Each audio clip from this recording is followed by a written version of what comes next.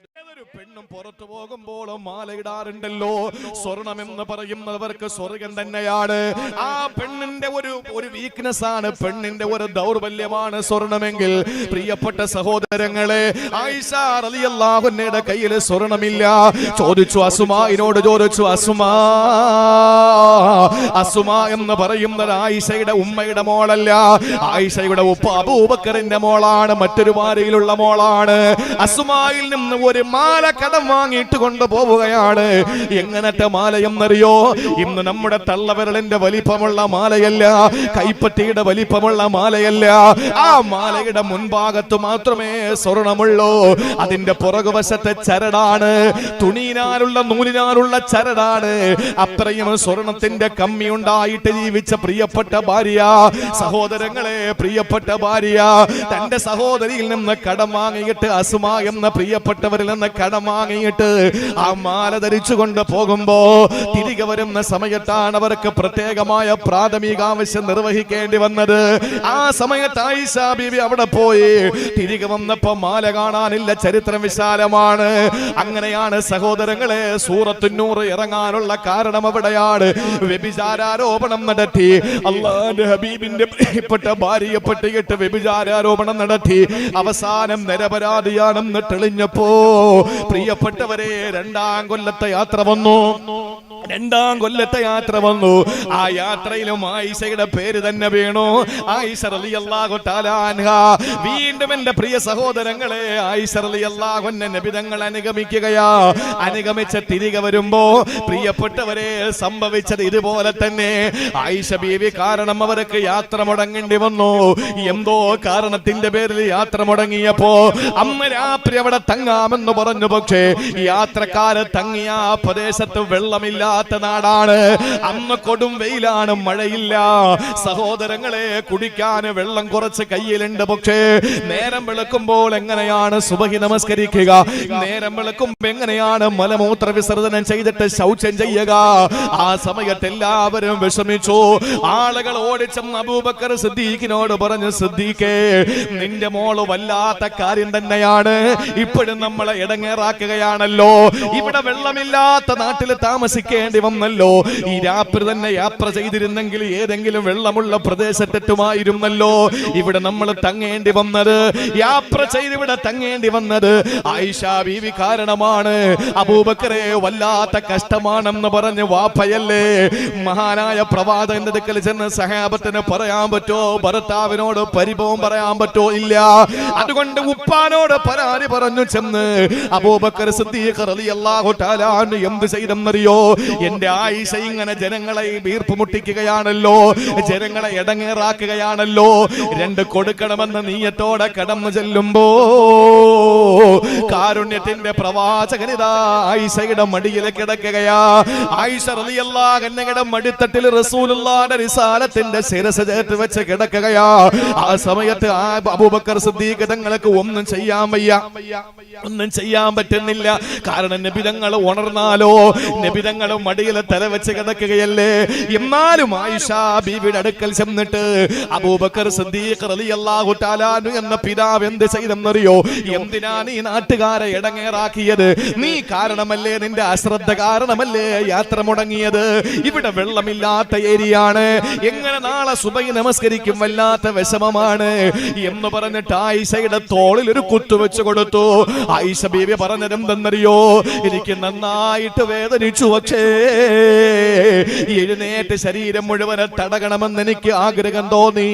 അങ്ങനെ ഒരു ടെൻഡൻസി എനിക്കുണ്ടായി. പക്ഷേ എന്റെ ഹബീബ് ഉറങ്ങുകയല്ലേ, എന്റെ പ്രവാചകന്റെ ഉറക്കം നഷ്ടപ്പെടരുതെന്ന് ചിന്തിച്ചുകൊണ്ട് ഞാൻ കടിച്ചിറക്കി വേദന.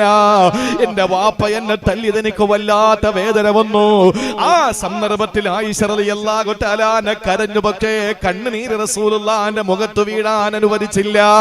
സഹോദരങ്ങളെ, നേരം വെളുത്തെഴുന്നേക്കുമ്പോ വെള്ളമില്ലാത്ത മണ്ണിലതാ മുത്തുനബിയുടെ നെറ്റിത്തടം വിയർക്കുകയാ, മുത്തുനബിയുടെ നെറ്റിത്തടം വിയർക്കുകയാ. ആയത്തിറങ്ങി. എന്താ ആയത്തെന്നറിയോ?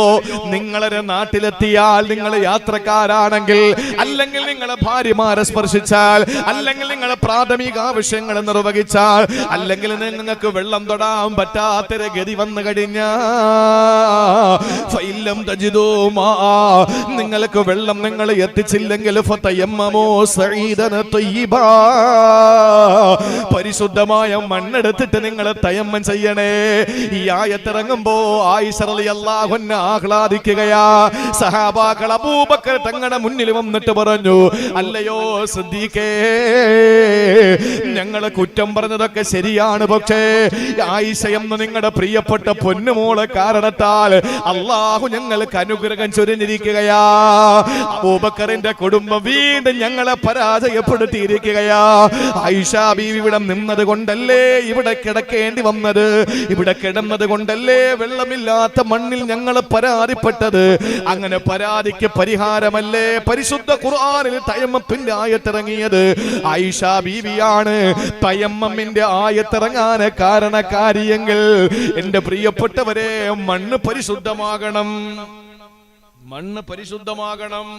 ആയിഷ റളിയല്ലാഹു തആല അൻഹ ഈ തയമ്മുമിന്റെ കാരണക്കാരി ആയിഷ റളിയല്ലാഹു അൻഹയാണ്.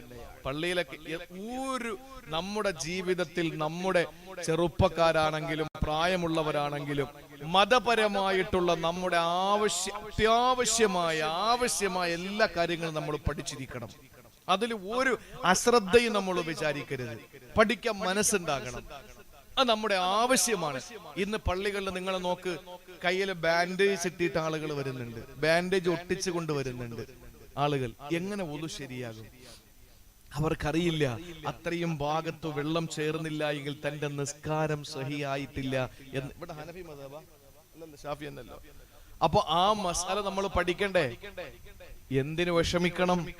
നമുക്ക് ഏതെങ്കിലും ഒരു ഭാഗം കഴുകാൻ കഴിഞ്ഞില്ല എങ്കിൽ, അല്ലെങ്കിൽ വെള്ളമില്ലാത്ത ഒരു ഭാഗത്ത് നമ്മൾ എത്തപ്പെട്ടു പോയാൽ, അല്ലെങ്കിൽ നമുക്ക് വെള്ളം തൊട്ടുകൂടാ എന്ന് ഏതെങ്കിലും നിപുണന്മാരായ ഡോക്ടർമാര് നമുക്ക് വിധി എഴുതിയാൽ, അള്ളാഹു നമുക്ക് പരിഹാരം തന്നത് വേണ്ട, പച്ച മണ്ണിൽ അടിച്ചിട്ട് നിങ്ങൾ തയമ്മം ചെയ്തിട്ട് നമസ്കരിക്കുക. കാരണം അള്ളാഹുവിന്റെ ഫളില്, പടച്ചവന്റെ ഔദാര്യം. നമ്മുടെ നാട്ടിലെ മണ്ണും ത്വയ്യിബത്താകണം, പരിശുദ്ധമായ മണ്ണാണ് എടുക്കേണ്ടത്. അപ്പൊ നമ്മുടെ നാട്ടിലെ മണ്ണ് പരിശുദ്ധമാകണ്ടേ? നമ്മൾ കഴിക്കുന്ന ഭക്ഷണം മാത്രമാണോ? അല്ല, നമ്മുടെ നാട്ടിലെ മണ്ണ് പോലും പരിശുദ്ധമാകണം. നമ്മുടെ നാട്ടിലെ മണ്ണ് പോലും പരിശുദ്ധമാകണം. ഏതെങ്കിലും ഒരു വസ്തുവിൽ പട്ടി തൊട്ടാൽ, നായ തൊട്ടാൽ, ശ്വാനം തൊട്ടാൽ നമ്മൾ എന്താ ചെയ്യേണ്ടത്? 7 വെള്ളം എന്ന് പറഞ്ഞാൽ 7 പ്രാവശ്യം നമ്മൾ കഴുകണം. അതിൽ കൃത്യമായി 1 പ്രാവശ്യം മണ്ണ് കലർത്തി വെള്ളം കൊണ്ടായിരിക്കണം. മണ്ണിന് അതിനുള്ള കഴിവുണ്ട് എന്ന് ഇന്ന് ശാസ്ത്രം തെളിയിച്ചിരിക്കുകയാണ്. അപ്പോ രണ്ടാമതായിട്ട് നമ്മൾ കഴിക്കുന്ന ഭക്ഷണം മാത്രമല്ല, നമ്മുടെ നാട് മാത്രമല്ല, നമ്മുടെ മണ്ണും പരിശുദ്ധമായിരിക്കണം. നമ്മുടെ മണ്ണും പരിശുദ്ധമായിരിക്കണം. തീരുന്നില്ല. അപ്പൊ നാടായി, മണ്ണായി. ഇനി എന്താ വേണ്ടത്? ഇനി നമ്മളാകുന്ന വ്യക്തി, ആ വ്യക്തിയുടെ നന്മ, ആ വ്യക്തിയുടെ പരിശുദ്ധിക്ക് അപ്പുറത്ത് നാം പറഞ്ഞു വന്ന നാടിന്റെ പരിശുദ്ധിയാണ്, ആ നാട്ടിലെ മണ്ണിന്റെ പരിശുദ്ധിയാണ്.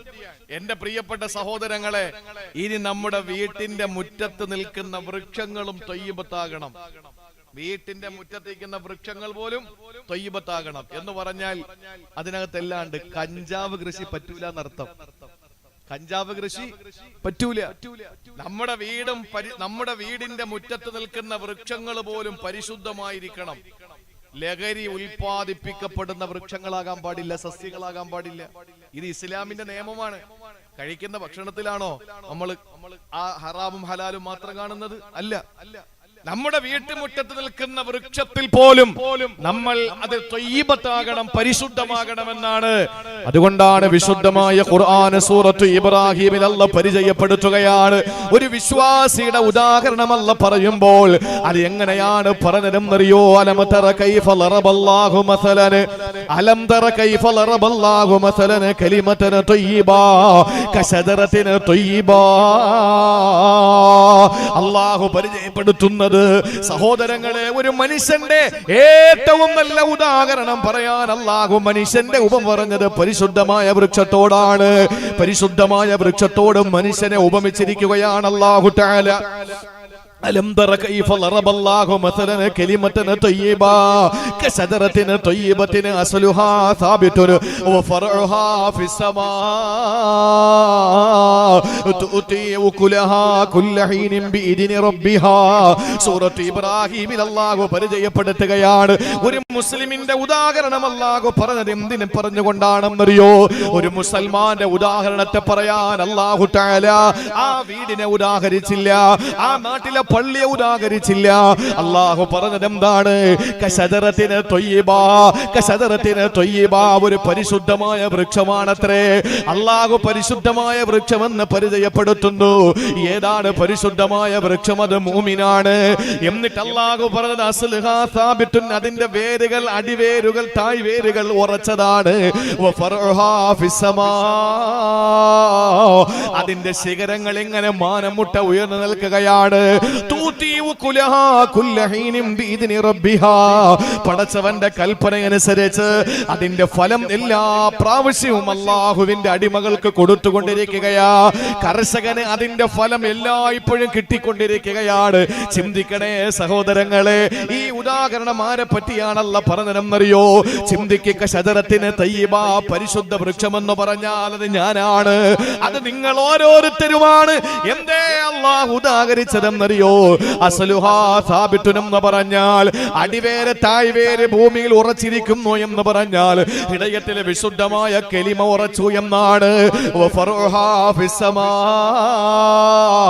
അതിന്റെ ശിഖരങ്ങൾ ആകാശമുട്ട ഉയർന്നു നിൽക്കുന്നു എന്ന് പറഞ്ഞാൽ സഹോദരങ്ങളെ, അമലുകൾ എങ്ങനെ കയറി പോകണമെന്ന, അമലുകൾ എങ്ങനെ കയറി ആകാശത്തിലേക്ക് പോകണമെന്ന, ഓരോ ദിവസവും നമ്മുടെ അമലുകൾ എങ്ങനെ വാനലോകത്തേക്ക് കയറി പോകണമെന്നാണ്. എന്നിട്ട് അല്ലാഹു പറഞ്ഞത് എന്താണ്? തൂതിഉ കുലഹാ കുല്ലഹീനിൻ ബിഇദ്നി റബ്ബിഹാ,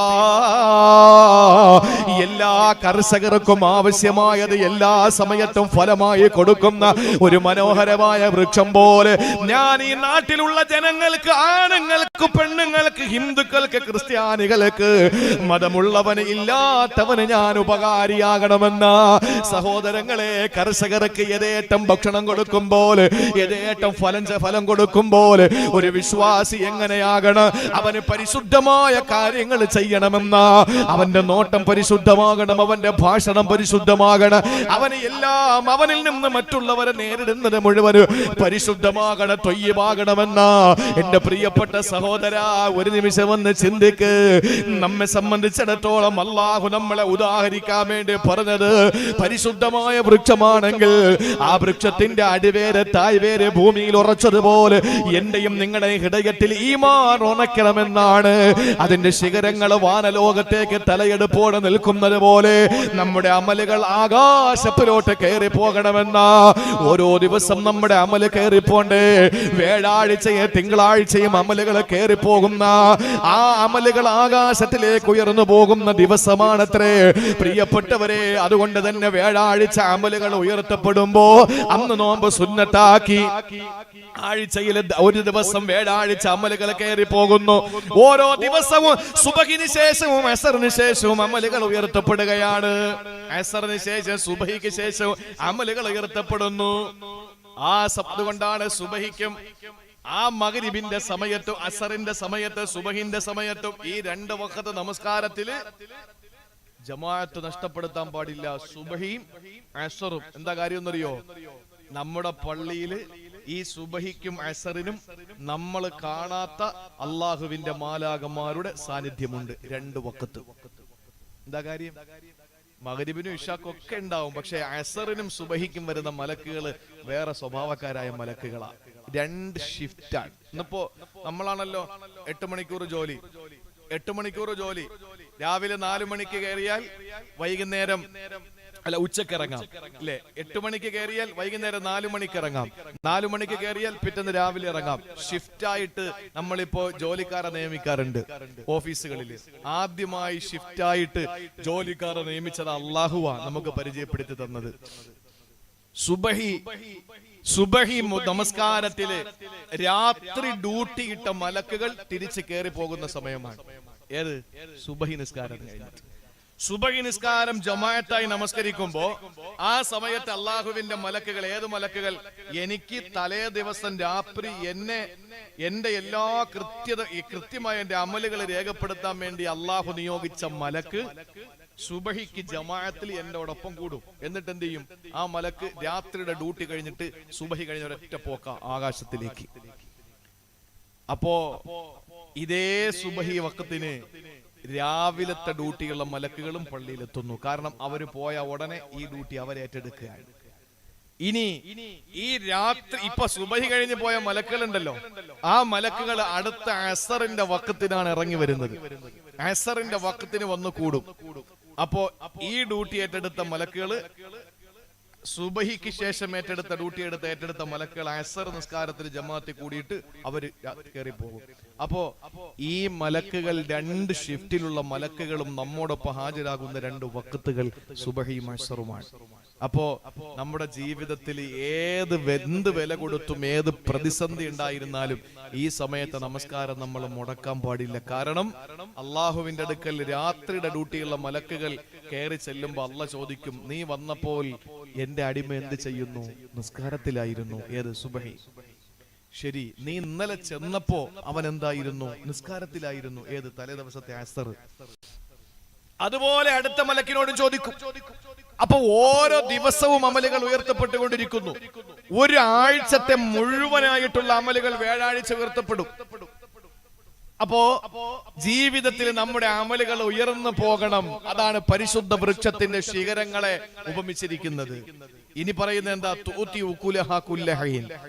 എപ്പോഴും അതിന്റെ കർഷകന് ഫലം കൊടുത്തുകൊണ്ടിരിക്കുന്ന മനോഹരമായ വൃക്ഷം. നമ്മളും അങ്ങനെ ആകണം. എങ്ങനെ?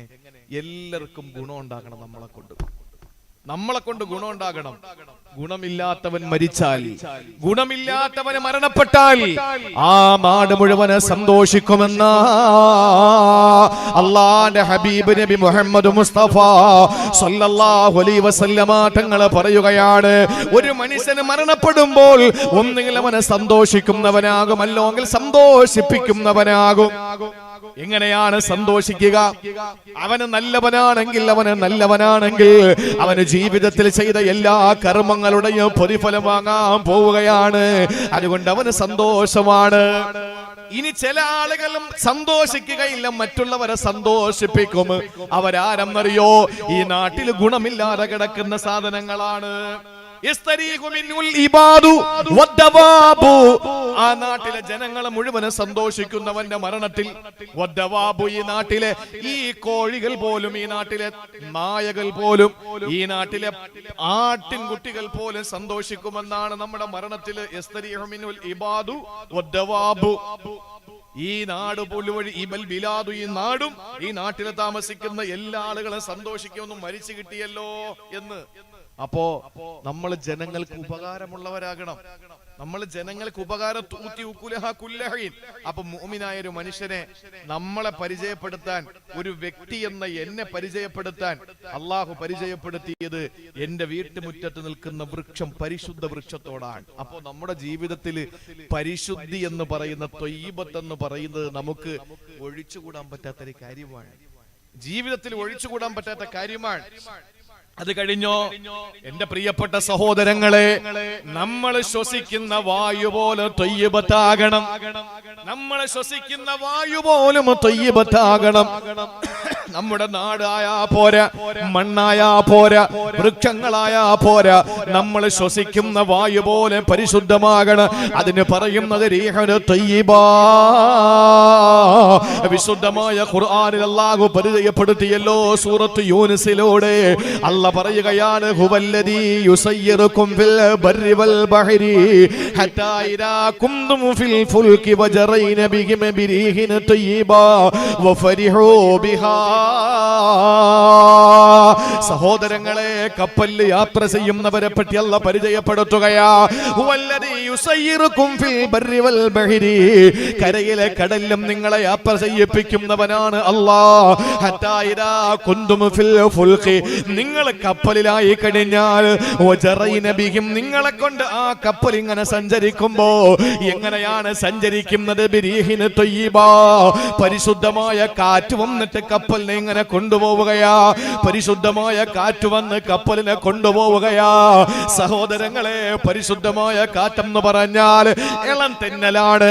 ആ ഇളം തെന്നൽ വന്ന് ആ കപ്പലിനെ കൊണ്ടുപോകുമ്പോ സഹോദരാ ഫരിഹു ബിഹാ, അതിനകത്തുള്ള ആളുകളൊക്കെ സന്തോഷിക്കുകയാണ്. എന്തുകൊണ്ടെന്നറിയോ? യാതൊരു അപകടവുമില്ലാതെ കപ്പൽ സുസജ്ജമായി മുന്നോട്ട് പോവുകയാ. അതിന്റെ ചാനലിലൂടെ, സമുദ്രത്തിന്റെ സാഗരത്തിന്റെ ചാനലിലൂടെ അതിങ്ങനെ മുന്നോട്ട് ഗമിക്കുമ്പോ സഹോദരങ്ങളെ, മനോഹരമായ യാത്ര ചെയ്യാൻ ലക്ഷക്കണക്കിന് ആയിരക്കണക്കിന് യാത്രക്കാരെയും എത്രയോ ടൺ ഭാരം വഹിച്ചുകൊണ്ട് കപ്പൽ ഇങ്ങനെ യാത്ര ചെയ്യുമ്പോൾ തൊട്ടുടനെ അല്ല പറയുന്നത് അവര് സന്തോഷം അതിക്രമിച്ചു പോയി. അവരുടെ സന്തോഷം അതിര് വിട്ടുപോകുമ്പോ അവസാനം സംഭവിക്കുന്നത് എന്തെന്നറിയോ? അവസാനം സംഭവിക്കുന്നത് ഒരു കൊടുങ്കാറ്റ് വന്ന് കപ്പലിനെ തകർത്ത് കളയുകയാണ്. ഒരു കൊടുങ്കാറ്റ് വന്ന് കപ്പലിനെ തകർത്ത് കളയുകയാണ്. സഹോദരങ്ങളെ, അവിടെ കൊണ്ടുപോകുന്ന കാറ്റിനെ ഇളം തെന്നലിനെ പരിചയപ്പെടുത്തിയത് റീഹനു ത്വയ്യിബ എന്ന പരിശുദ്ധമായ കാറ്റെന്ന് പറഞ്ഞുകൊണ്ടാ. നമ്മുടെ ചുറ്റും അടിച്ചു വീശുന്ന കാറ്റ് കൊടുങ്കാറ്റായാ പോരാ, അടിച്ചു വീശുന്ന കാറ്റ് ഓക്കിയായാ പോരാ. സഹോദരങ്ങളെ, ഒരിക്കലും കൊടുങ്കാറ്റായ നമ്മുടെ ജീവിതത്തിന്റെ ആ അവസ്ഥ തന്നെ താളം തെറ്റിപ്പോകും. നമ്മുടെ ജീവിതത്തിൽ കൊള്ളേണ്ട കാറ്റ് പരിശുദ്ധമായ കാറ്റാ. അന്തരീക്ഷം പോലും തയ്യിബത്താകണമെന്നാണ്. കഴിക്കുന്ന ഭക്ഷണത്തിൽ മാത്രമല്ല മുസ്ലിമേ, നമ്മുടെ ശരീരത്തിൽ കൊള്ളുന്ന കാറ്റ് പോലും പരിശുദ്ധമാകണമെന്നാണ്. ഇത് വിശുദ്ധമായ ഖുർആനിന്റെ സമീപനമാണ്. ഒരു മുസ്ലിമിന്റെ സമീപനമാണെങ്കിൽ കേട്ടോ, പരിശുദ്ധമായ കാറ്റടിച്ച് വീശുന്ന നാട്ടില്, പരിശുദ്ധമായ മണ്ണുള്ള നാട്ടില്, പരിശുദ്ധമായ വ്യക്തിത്വമുള്ള ഞാനും നിങ്ങൾ നല്ല ഒരു ഭവനമുണ്ടാക്കുമല്ലോ. നമ്മൾ എല്ലാവരും ആഗ്രഹിക്കുന്നത് ഒരു വീടാണല്ലോ. ആ വീട് എങ്ങനത്തെ വീടാകണം? മസാകിനു ത്വയ്യിബ, അതും പരിശുദ്ധമായ മസ്കനാകണമെന്ന അവിടെയും അല്ലാഹു പരിചയപ്പെടുത്തിയത് ത്വയ്യിബത്തായ മസ്കനം എന്നാണ്. സൂറത്തു തൗബയിൽ നമുക്ക് കാണാം, അല്ലാഹു പറയുന്നുണ്ട് വഅദല്ലാഹുൽ മുഅ്മിനീന വൽ മുഅ്മിനാതി ജന്നാതി തജ്രി മിൻ തഹ്തിഹൽ അൻഹാർ خالدين فيها ومساكن طيبة في جنات عدن. അല്ലാഹുവിന്റെ വിശുദ്ധമായ ഖുർആനിലെ സൂറത്തു തൗബയിലൂടെ അല്ലാഹു പരിചയപ്പെടുത്തുകയാണ് വഅദല്ലാഹുൽ മുഅ്മിനീന വൽ മുഅ്മിനാ, എന്റെ മുന്നിരിക്കുന്ന മുഅ്മിനീങ്ങളെ, നിങ്ങളെ വൽ മുഅ്മിനാത്തിന്റെ എന്നെ കേൾക്കുന്ന എന്റെ പ്രിയപ്പെട്ട സഹോദരിമാരാകുന്ന മുഅ്മിനത്തുകളായ വിശ്വാസിനികളായ ഒരു സമൂഹത്തിന് അല്ലാഹു കൊടുക്കുന്നത് എന്തെന്നറിയോ? അല്ലാഹു വാഗ്ദാനം ചെയ്യുകയാണ് ജന്നാത്തിന തജ്രി മിൻ തഹ്തിഹൽ അൻഹാർ, അടിവാരത്തെ കളകളാരവം മുഴക്കുന്ന അരുവികളുള്ള തോട്ടങ്ങളെല്ലാം നൽകുന്നതാണ്. ആ തോട്ടങ്ങൾ മാത്രമല്ല, സ്വർഗമെന്ന് പറഞ്ഞാൽ ഒരിക്കലും കൊട്ടാരമാണെന്ന് ചിന്തിക്കണ്ട. സ്വർഗമെന്ന് പറഞ്ഞാൽ അതിനർത്ഥം തോട്ടമെന്നാണ്. സ്വർഗമെന്ന് പറഞ്ഞാൽ ഒരിക്കലും കൊട്ടാരമാണെന്ന് കരുതണ്ട. നമ്മൾ കരുതുന്നത് എന്താണ്? സ്വർഗം എന്ന് പറഞ്ഞാൽ വെള്ള കൊട്ടാരം അല്ലല്ല. സ്വർഗം എന്ന് പറഞ്ഞാൽ തോട്ടം, ജന്നത്ത്. അതുകൊണ്ടാണ് പള്ളി വെച്ചു കൊടുക്കുന്നവന് പറഞ്ഞത് ഒരു കുരുവിക്കൂടിന്റെ അളവ് ഒരാൾ ഒരു പള്ളി വെച്ചു കൊടുത്താൽ ബനല്ലാഹു ലഹു ബൈതൻ ഫിൽ ജന്ന, തോട്ടത്തിൽ അല്ലാഹു ഒരു കെട്ടിടം പണിത് കൊടുക്കും. അപ്പൊ നമ്മള് ഇവിടെ നിന്ന് ചില അമലുകൾ, ഈ വീട് നിർമ്മിക്കേണ്ട ചില കാര്യങ്ങളുണ്ട്, അത് ചെയ്യാതെ അല്ലാഹ് നീ എനിക്ക് സ്വർഗന്താ, അല്ലാഹ് സ്വർഗന്താ എന്ന് പറഞ്ഞാൽ വെറും തോട്ടം മാത്രം അല്ലാഹ് തന്നേക്കും. അപ്പൊ വീടുണ്ടാക്കാനുള്ള കാര്യം കൂടെ ചെയ്തിട്ട് പോണം. വീടുണ്ടായാൽ വൃക്ഷത്തെ നട്ടുപിടിപ്പിക്കണമെന്നല്ലേ ദുനിയാവിൽ? ഏതാ? സുബ്ഹാനല്ലാഹി വൽഹംദുലില്ലാഹി വലാ ഇലാഹ ഇല്ലല്ലാഹ് വല്ലാഹു അക്ബർ ഒരു റിപ്പോർട്ടിൽ, സുബ്ഹാനല്ലാഹ് അത് മറ്റൊരു റിപ്പോർട്ടിൽ. തസ്ബീഹ് ചൊല്ലിയാൽ അവന് നാളെ ആ സ്വർഗത്തിൽ അഥവാ തോട്ടത്തില് അവന് വൃക്ഷങ്ങളെ, സസ്യങ്ങളെ നട്ടുപിടിപ്പിക്കുമെന്ന് നബി മുഹമ്മദ് മുസ്തഫ. അവന് തോട്ടമുണ്ടെന്നേ അർത്ഥമുള്ളൂ സ്വർഗം എന്ന് പറഞ്ഞാൽ. അപ്പൊ എന്താ പറഞ്ഞത്? വിശുദ്ധ ഖുർആൻ പറഞ്ഞു, ഒരു മുഅ്മിനായ മനുഷ്യനും ഒരു മുഅ്മിനായ ആണിനും പെണ്ണിനും അല്ലാഹു വഅദ ചെയ്യുന്നു ജന്നാത്തിൻ തോട്ടം. തോട്ടം തജ്രീ മിൻ തഹ്തിഹാ, തോട്ടത്തിന്റെ അടിവാരത്ത് കൂടി ഒഴുകുന്നു അൽ അൻഹാറു, നദികൾ. എന്നിട്ടോ അല്ല തോട്ടവും അരുവിയും മാത്രമല്ല തരുന്നത്, ഖാലിദീന ഫീഹാ, ആ തോട്ടത്തിൽ അവരെ ശാശ്വതരാകും. മാത്രമല്ല വമസാകിന ത്വയ്യിബാ, പരിശുദ്ധമായ വീടും അവിടെ ആ തോട്ടത്തിൽ അല്ലാഹു പണി കഴിപ്പിക്കുന്നതാണ്. ഫി ജന്നാത്തി ആദിൻ, ഏദൻ തോട്ടത്തില് അല്ലാഹു തആല മനോഹരമായ ഒരു വീടും നിനക്ക് നിർമ്മിച്ചു തരും. അപ്പൊ മുഅ്മിനാകണം. മുഅ്മിനായ അല്ലാഹു തരുന്നത് മസാകിന ത്വയ്യിബ, പരിശുദ്ധമായ വീട്, പരിശുദ്ധമായ വീട്. എന്നാൽ ആ സ്വർഗത്തിന്റെ പരിശുദ്ധിയുള്ള ഭൂമിയിലെ ചില ഇടങ്ങളുണ്ട്, അതും ത്വയ്യിബത്തായ മസ്കനാണ്. അതേതാണ്? നമ്മുടെ പള്ളി. നമ്മുടെ പള്ളി അത് പരിശുദ്ധമല്ലേ? ആ പരിശുദ്ധമായ പള്ളി എന്ന് പറയുന്നത് അള്ളാഹുവിന്റെ പരിശുദ്ധ സ്വർഗത്തിന് സമാനമാണ്. സ്വർഗത്തിന് സമാനമാണ്. നമ്മുടെ മദ്രസകൾ അത് സ്വർഗത്തിന് സമാനമാണ്. അതുകൊണ്ടാണല്ലോ പറഞ്ഞത്, അള്ളാന്റെ റസൂല് പറഞ്ഞത് എന്താണ്? നിങ്ങൾ നടന്നു പോകുമ്പോ സഹാബത്തെ ഇൽമിന്റെ സദസ് കണ്ടാൽ നിങ്ങൾ അതിനകത്ത് കയറി ഇരിക്കണം എന്ന് അത്ര വ്യക്തമാക്കി നബി തങ്ങൾ അങ്ങ് പറഞ്ഞു കൊടുക്കാതെ അള്ളാഹുവിന്റെ റസൂല് പറഞ്ഞു, നിങ്ങൾ നടന്നു പോകുമ്പോ ചില തോട്ടങ്ങൾ, സ്വർഗത്തിന്റെ തോട്ടം കാണും, അവിടെ നിങ്ങൾ കയറി ഒന്ന് മേഞ്ഞിട്ട് പോകണം എന്ന് പഠിപ്പിച്ചു നബി മുഹമ്മദ് മുസ്തഫ. അതേതാ? ഈ ഇൽമിന്റെ മജ്ലിസാൻ. ഇൽമിന്റെ മജ്ലിസാൻ.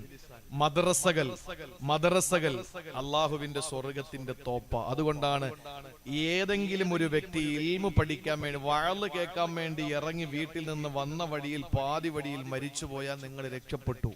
കാരണം സ്വർഗത്തിന്റെ വഴിയിലാണ് അവൻ പ്രവേശിച്ചത്, അവന് സ്വർഗം ഉറപ്പാണ്.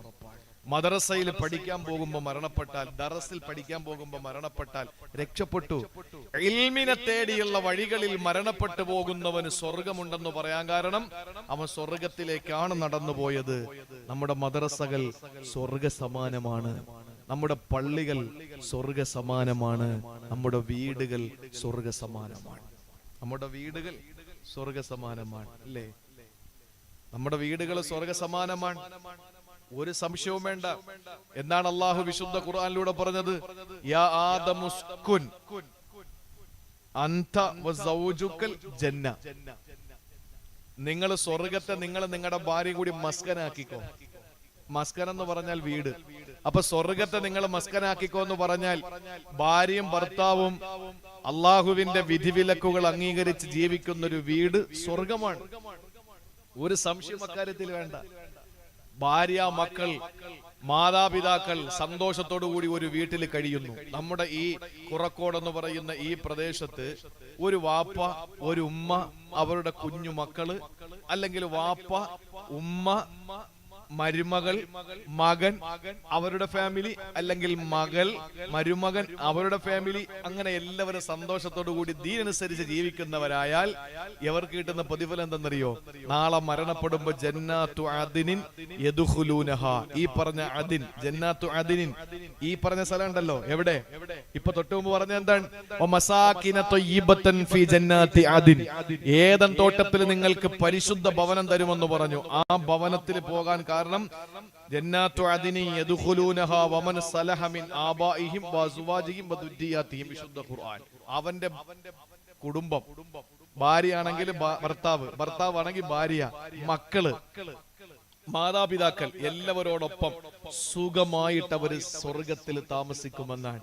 അപ്പൊ അവിടെ പോകണമെങ്കിൽ ഇവിടെ നമ്മുടെ വീട് സ്വർഗമാകണം, നമ്മുടെ വീട് സ്വർഗമാകണം. അതിന് നമ്മുടെ വീട് ത്വയ്യിബ്